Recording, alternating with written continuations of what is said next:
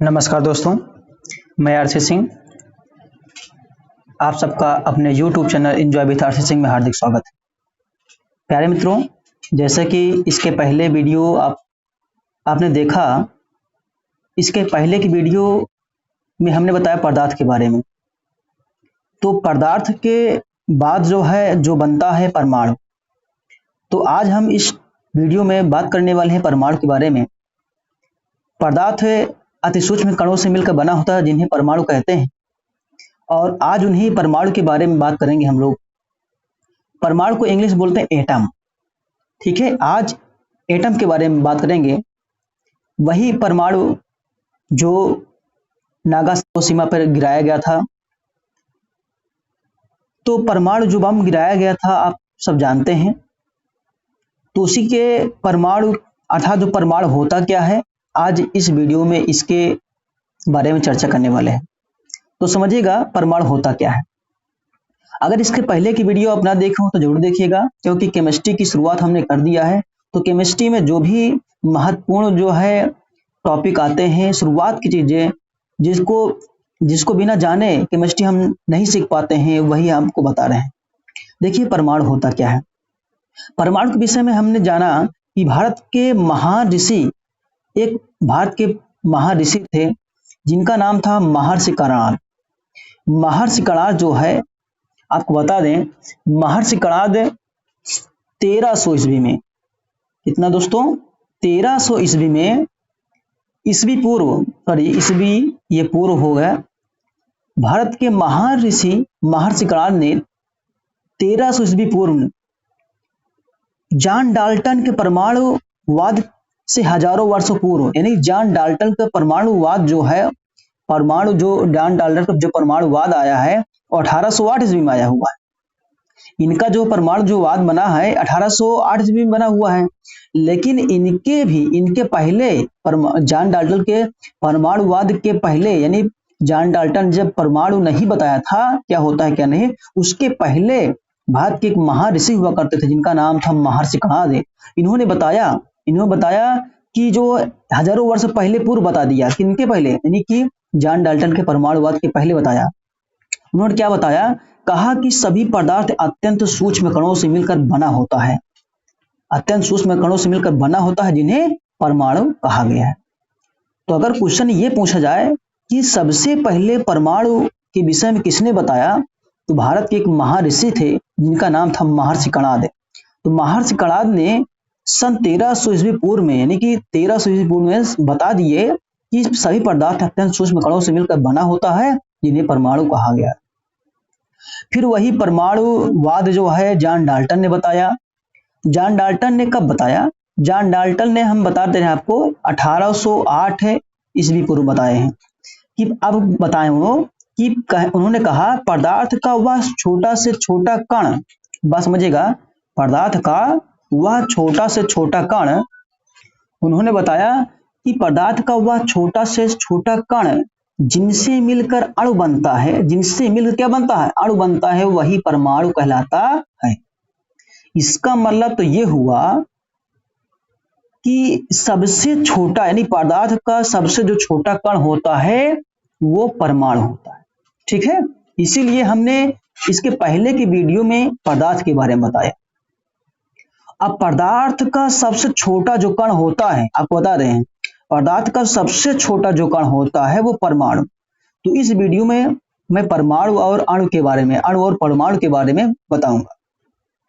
तो समझिएगा, या हम कह सकते हैं तत्व का वह छोटा से छोटा कण, तत्व का वह छोटा से छोटा कण जो किसी भी रासायनिक अभिक्रिया में भाग ले सकता है। ध्यान दीजिएगा, यहाँ पर यह परमाणु के विषय में बताया जा रहा है। कहा जा रहा है तत्व का वह छोटा से छोटा कण जो किसी भी रासायनिक अभिक्रिया में भाग ले सकता है, लेकिन स्वतंत्र अवस्था में नहीं रह सकता है।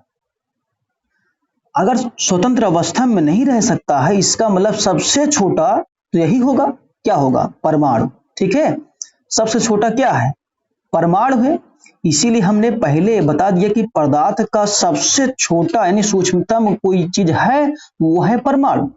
इसीलिए हमने पहले की वीडियो में पदार्थ बताया, पदार्थ होता क्या है, द्रव्य होता क्या है, इसके बारे में बहुत सारी डिटेल दिए हैं, आप वहां पर देख सकते हैं। तो हमने कहा कि पदार्थ का वह छोटा से छोटा कण जिनसे मिलकर अणु बनता है वो परमाणु कहलाता है, ठीक है। या हम लोग कह सकते हैं कि तत्व का वह छोटा से छोटा कण जो किसी भी रासायनिक अभिक्रिया में भाग ले सकता है, लेकिन परंतु स्वतंत्र अवस्था में नहीं रह सकता है। भाई स्वतंत्र अवस्था में क्यों नहीं रह सकता है? क्यों? क्योंकि सबसे छोटा तो यही है। अभी ये कहाँ रह सकता है बताइए? तो सबसे छोटा जब यही है तो ये कितना विभाजित हो सकता है? अर्थात हम कह सकते हैं जो परमाणु होता है रासायनिक अभिक्रिया में विभाजित नहीं होता है। अर्थात रासायनिक अभिक्रिया, कोई भी अभिक्रिया किया जाए तो वह जो परमाणु होगा, परमाणु को और ज्यादा विभाजित नहीं किया जा सकता है। हम लोग ऐसे कह सकते हैं कि परमाणु को या यह रासायनिक अभिक्रिया में भाग विभाजित नहीं हो सकता, विभाजित मतलब डिवाइड नहीं हो सकता है, ठीक है। अगर आपसे ये क्वेश्चन कहा जाए अणु और परमाणु में अंतर बताओ, तो यही सब बता सकते हैं, ठीक है। अब क्वेश्चन में कहा जाए कि परमाणु होता कैसे है, इसको दिखाया जाए संकेत भाषा में, तुम आपको बता रहे हैं। मान लीजिए जैसे आपने कहा हाइड्रोजन, ठीक है, हाइड्रोजन ऐसे लिखें आप, ठीक है, तो ये किस रूप में लिखा गया है? ये परमाणु के रूप में लिखा गया है। अगर आपने कहा क्लोरीन, क्लोरीन एक तत्व है तो ये परमाणु के रूप में लिखा गया है। अब कहोगे ये परमाणु के रूप में लिखा गया है तो अणु के रूप में कैसे लिखा है, कि कैसे उस अणु के रूप में लिखा था। अगर ये इस तरीके से H लिखा गया, H का मतलब होता है सांकेतिक भाषा में, केमिस्ट्री में हाइड्रोजन, तो ये किस रूप में लिखा गया है? ये परमाणु के रूप में लिखा गया है। ये देखा जा रहा है Cl से क्लोरीन होता है, तो क्लोरीन किस रूप में लिखा गया है? परमाणु के रूप में लिखा गया है। अब बात करते हैं अणु के बारे में। तो पहले देखिए अणु का भी जो है यहाँ पर एग्जाम्पल दे सकते हैं, लेकिन नहीं, इसके पहले हम उसके बारे में बताएंगे तभी एग्जाम्पल देंगे, ठीक है। तो आइए हम बात करते हैं अणु के बारे में। प्यारे मित्रों, यदि आप इस चैनल पर नए हो तो एक रेड बटन दिख रही होगी, सब्सक्राइब लिखा होगा, उसको प्रेस कर दीजिए। प्रेस करने के बाद एक छोटा सा बेल आइकन आएगा आपको, उसको ऑल कर दीजिए प्रेस करके, जिससे आपको जब भी वीडियो हम अपलोड करें तो आप तक पहुंच सके। आइए मित्रों, हम देखते हैं कि अणु होता क्या है, अणु किसे कहते हैं। अणु को इंग्लिश बोलते हैं मॉलिक्यूल, ठीक है। अब हमने इसके पहले जाना परमाणु को होता है।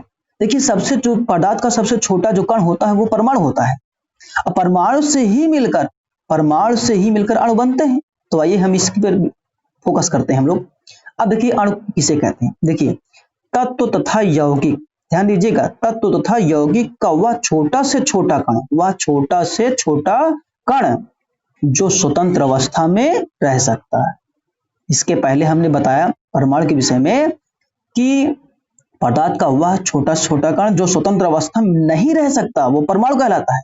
लेकिन तत्व तथा अणु के विषय में बताया जा रहा है तत्व तथा यौगिक का वह छोटा से छोटा कण जो स्वतंत्र अवस्था में रह सकता है। यहाँ पर रह सकता है, ये अणु रह सकता है स्वतंत्र अवस्था में, लेकिन परमाणु स्वतंत्र अवस्था में नहीं रह सकता है। उसका रीजन है, इसका भी रीजन है, ठीक है। तो ये क्या कहलाता है? अणु कहलाता है। अब इसके विषय में थोड़ा सा आपको बताते हैं। जैसा कि हमने पहले बता दिया मित्रों कि अणु रासायनिक अभिक्रिया में प्रायः भाग नहीं ले सकता है। अणु जो है स्वयं, यानी कि अणु रासायनिक अभिक्रिया में प्रायः भाग नहीं ले सकता है। और इसके पहले हमने बताया था परमाणु के विषय में कि परमाणु जो है रासायनिक अभिक्रिया में प्रायः भाग ले सकता है। तो यहाँ तो अंतर हो रहा है। अणु और परमाणु में अगर डिफरेंस देखा जाए, अगर कहा जाए इंग्लिश में क्वेश्चन में कहा जाए कि difference between molecule and atom, तो यही सब आप बताओगे, ठीक है ना। तो देखो ध्यान से कि कहा जा रहा है अणु के विषय में कि अणु रासायनिक अभिक्रिया में भाग नहीं ले सकता है, और परमाणु के विषय में बताया गया था कि रासायनिक अभिक्रिया में भाग वो ले सकता है। और ये अणु के विषय में बताया जा रहा है, अणु विषय में बताया जा रहा है कि यह रासायनिक अभिक्रिया में प्रायः परमाणु में विभाजित हो जाता है। परमाणु विभाजित हो ही जाएगा भाई, क्यों? क्योंकि रीजन है कि सबसे छोटा जो है पदार्थ का सबसे छोटा जो कण होता है वो होता है परमाणु।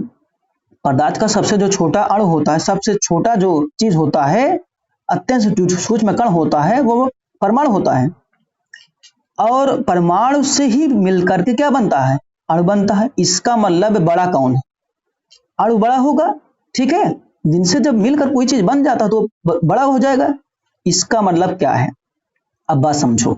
इसका मतलब अगर हम H लिख दें और H लिख दें, ठीक है, तो यहाँ ये हाइड्रोजन ये परमाणु के रूप में था, ये भी परमाणु के रूप में था, लेकिन यहाँ पर जब जुड़ेगा तो ये इसके 2 अणु आ जाएगा, यानी कि एक अणु इसका एक अणु इसका, तो कितना 2 अणु आ गया, अर्थात ये H2 किस रूप में लिखा गया है, ये अणु के रूप में लिखा गया है। प्यारे मित्रों, यहाँ पर आपको अंतर समझ में आ गया होगा। हमने परमाणु बताया था H अकेले, अगर H अकेले लिखा गया है तो सांकेतिक भाषा में केमिस्ट्री में हाइड्रोजन इसको माना जाता है, ठीक है। अगर कहा जाए किस रूप में है तो ये परमाणु के रूप में है। अगर कहा जाए कि H2 अगर ऐसे लिखा गया है तो ये अणु के रूप में है। अणु मतलब देखिए इसके अर्थात 2 परमाणु मिलकर एक अणु बनाया, ठीक है ना। परमाणु से मिलकर क्या बनता है, अणु बनता है। इसका मतलब अणु क्या हुआ, बड़ा हुआ, और परमाणु क्या हुआ, छोटा हुआ। अगर क्वेश्चन में कहा जाए अणु बड़ा कि परमाणु, तो आप बताओगे अणु बड़ा। क्यों? क्योंकि आपको दिख रहा है यहाँ पर स्पष्ट है एकदम। अब इसका भी रीजन क्या हमने बताया कि जो अणु होता है, अणु जो है एक या एक से अधिक परमाणुओं से मिलकर बना होता है, जैसा कि इसके पहले हम समझा दिया आपको, ठीक है। कैसे? जैसे मान लीजिए क्लोरीन, अगर Cl हम लिख लिए, ठीक है ना। अगर क्लोरीन के यहाँ परमाणु के रूप में, यहाँ परमाणु के रूप में, तो यहाँ क्या बन जाएगी, अणु के रूप में आ गया। अगर कहा जाए ये क्लोरीन किस रूप में लिखा गया, तो परमाणु के रूप में, यहाँ भी परमाणु के रूप में। जब 2 परमाणु आपस में मिले तो एक क्या बन गया, अणु बन गया, ठीक है। आपको बता देना चाहते हैं हम कि जब जापान पे बम गिराया गया था तो कौन सा बम था, परमाणु बम था, ठीक है। अब सोचिए, जरा कल्पना कीजिए, कहीं अणु बम गिरता तो क्या होता। तो प्यारे मित्रों, आज की यह वीडियो कैसी लगी कमेंट कीजिए, और इससे भी ज्यादा रुचिकर अर्थात इंटरेस्टिंग वीडियो आपके सामने हम लाते रहेंगे। और हम आपसे आशा करते हैं यह वीडियो पसंद आई हो तो लाइक कीजिए, कमेंट कीजिए और अपने दोस्तों में से शेयर करना मत भूलिए। धन्यवाद।